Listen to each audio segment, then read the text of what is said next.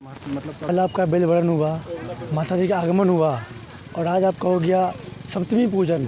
आज माता जी का आँख खोला और माता जी हम लोग के समक्ष आई और हम लोग को आशीर्वाद दे रही हैं। हम लोग आज पूजा पाठ किया, शाम को संध्याकालीन पूजा करेंगे और कल में अष्टमी होगा, कल में अष्टमी पूजन करेंगे। उसके बाद परसों में नवमी पूजन करेंगे, होम यज्ञ करेंगे और हम लोग माता जी से आशीर्वाद प्राप्त करेंगे। बहुत सुंदर लग रहा है माता जी की पूजा करके, आशीर्वाद लेके सभी को माता जी आशीर्वाद प्राप्त करे।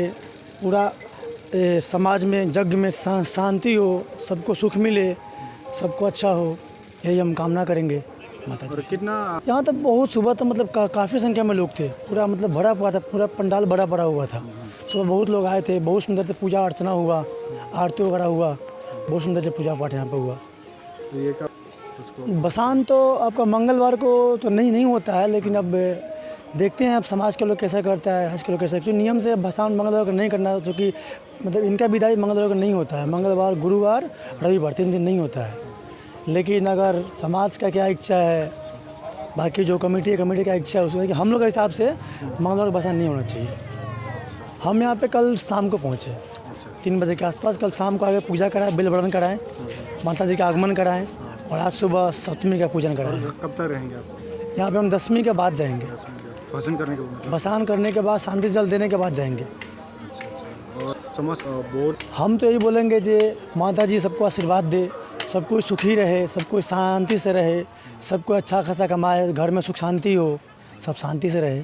और हम लोग सुन हाथी पढ़ाई है। हाथी हाँ, कैसा है? हाथी पाना मतलब अच्छा है, बहुत अच्छा है, लेकिन थोड़ा डर ही रहता है, कहीं मारपीट का थोड़ा भय रहता है। ज़्यादा नहीं, हाथी पाना बहुत शुभ है, लेकिन थोड़ा भय रहता है कहीं मारपीट ना हो जाए, कहीं कुछ ना हो जाए, इसी का डर रहता है, तो कुछ नहीं है।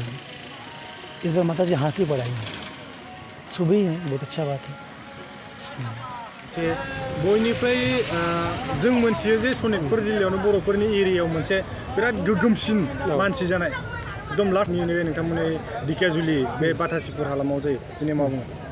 आं बेखौनो फोरमायो, जेनेबा जोङो 2004निफ्राय स्टार्टिं खालायनानै जों जिबायदि अनसायनाय रायजो राजानि मोनबोदों, दासिम जोंहा नैबे देग्लायनि बोसोराव माने जोङो बर' दख'ना गानहोनाय, ओमफ्राय जोंनि माखासे हारिनि जिथुनिखि बर' हारिया दुर्गा फुजाखौ होफेरनाय खोनायाखै, होमबाबो जोङो बेयाव जोंनि बाथासिपुर यं क्लाब होननाय मोनसे जोंना ससाइटि दोङो, ग्रुप।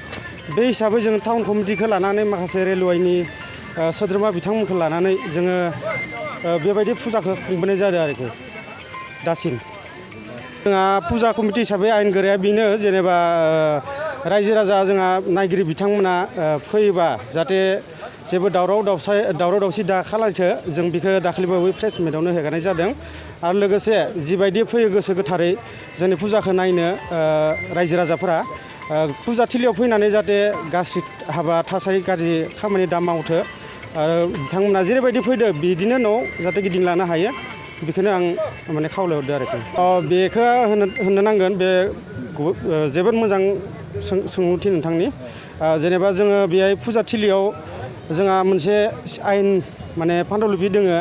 जोङो माने जि टाइम बे फुजा होबोदों, जोंनि फुजा कमिटिया फोसावबोदों जे जौ जुवा जों इयाव निखेट खालामनाय जादों। आरो जाय बिथांमोना जेनेबा गला दखानदारि बिथांमोना जुदि होनाय जायोबा जौ जुवा बेसादखौ जुदि फानोबा बिथांमोनखौ जोङो साजा दङ बेनिबो। बे साजायानो जाहैबाय जोङो माने बिथांनि दखानखौ सिज खालामनाय जागोन। बेखौ दाखालि बावै साननै सिगाङाव खोन्थानाय जाखादों। आरो लोगोसे लाइमोन जोंहा दा देरफुनाय सेंग्रा सिख्ला गासैबो जि बेयाव हाबाफारि जोंनि फुजायाव फैनानै जाहाथे फैनानै जौ सेरेब बा बायदिसिना गाज्रि बेसादखौ लानानै बाहेरनिफ्राय लानानै जोंनि फुजा थिलियाव माखासे समाव नुनो मोनो, जोङो नुयै नङा, नाथाय बेफोरखौ जुदि बाहेरायाव लादोबाबो बिथांमोना गावनि सेफखौ लानानै जाहाथे जोंनि दुर्गा फुजा कमिटिनि आब्रुथिखौ लाखिनानै बिथांमोना जिबायदि बाहेरायाव लाना फैयो, होमबाबो जोंनि बेयाव गुलाय गुजाय खालायबासिनो आरामै मोजां न'आव गिदिंलांनो हाथो, बेखौनो जोङो खावलायदो आरोखि। अपेन स्टेजआ ओरैबायदि जादों, जोङो 4 बोसोरसोल' जादों आरो बेखौ होनाया, 4 बोसोर बा खोब 5 बोसोर।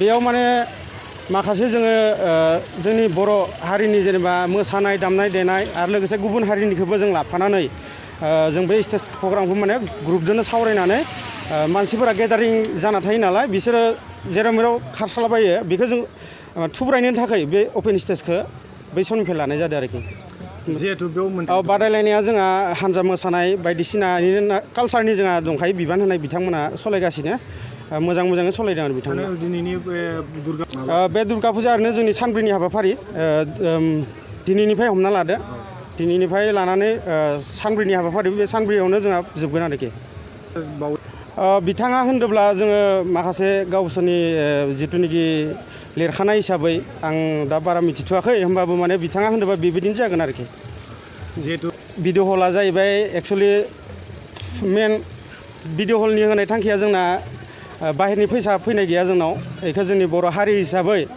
जों माने मोनसे कालसारनिबो लाइन नालाय बेखौ जोङो देखायनानै थाइसे थाइनै जि इनकाम जायो बेखौ बे फुजायावनो इनभेस्ट खालामनाय जायो आरोखि बे सिनेमा हला फुजा कमिटिनिनो बे सिनेमा हला जिहेतु गोबां भिरभारजों मालाबाफोर बेफोरबायदि बेथ' जाया नङा जायो खना खनला होमबाबो जोङो जोंनि नायदिनायाव माने जोङो बेबायदि माने गाज्रिखौ नुनो मोनाखै दासिमबो जिखुनु स्टेसन हिसाबै बिथांमोना ट्रेनजों फैयो माखासे नायनानै बिथांमोना स्टेसनाव थाहैयो दा बिथांमोना स्टेसनाव थांनाय लोगो लोगो जों एसे आउट जायो होमबाबो जों बेखौ नायबिजिरदो आरोखि बेबायदि आरो